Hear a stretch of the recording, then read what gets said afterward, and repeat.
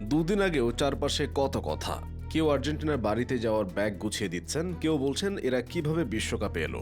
আবার কারো চোখে আর্জেন্টিনা নয়, খোদ মেসিও হয়ে যান খলনায়ক। শনিবার ঘড়ির কাঁটা 1:30টার ঘর পেরোতেই সমালোচকদের আরেক দফা হুঙ্কার। কত রঙ্গ, কত ব্যঙ্গ হলো আর্জেন্টিনাকে নিয়ে। তার মিনিট 20 পরই তাদের মুখে খিল।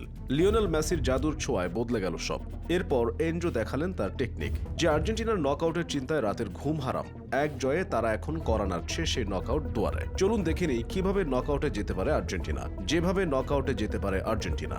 শেষ 16 টিকিট কাটতে হলে গ্রুপ পর্বে নিজেদের শেষ ম্যাচে পোল্যান্ডকে হারাতেই হবে মেসিদের। অবশ্য ড্র করলেও তাদের আশা শেষ হবে না। তখন তাকিয়ে থাকতে হবে মেক্সিকো সৌদি আরবের ম্যাচের দিকে। যদি সৌদি আরব জিতে যায় তাহলে আর্জেন্টিনা বাদ পড়বে। আর যদি মেক্সিকো বড় ব্যবধানে না জিততে পারে সৌদির বিপক্ষে, তাহলে পোল্যান্ডের সঙ্গে ড্র করেও শেষ 16 নিশ্চিত করবে মেসিরা। তাই আর্জেন্টিনাকে পরের ম্যাচে জয়ের চিন্তা মাথায় রেখে নামতে হবে। ড্র করলে জটিল সমীকরণের মার প্যাচে পড়তে হবে। পোল্যান্ডের অবশ্য ড্র করলেও গোল ব্যবধানের সুবিধার জন্য পরের রাউন্ডের সম্ভাবনা প্রবল।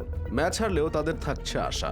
সেক্ষেত্রে অন্য ম্যাচে মেক্সিকোর জয়ের দিকে তাকিয়ে থাকতে হবে তাদেরকে, আর সেটাও স্বল্প ব্যবধানে। 30 নভেম্বর বাংলাদেশ সময় রাত 1টায় পোল্যান্ডের বিপক্ষে মাঠে নামবে আর্জেন্টিনা।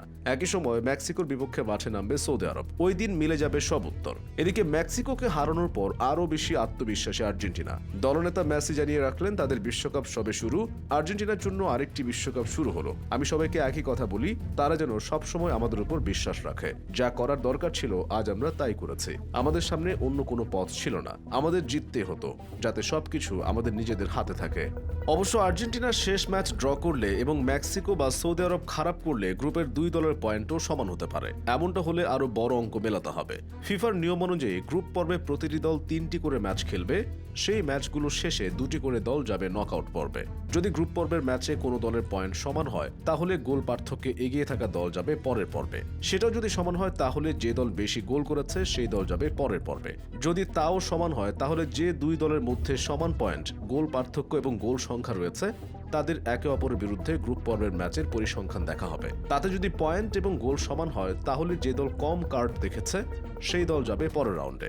সেটাও যদি সমান হয় তাহলে ফিফার ক্রমতালিকায় যে দল এগিয়ে রয়েছে সেই দল যাবে নকআউট পর্বে।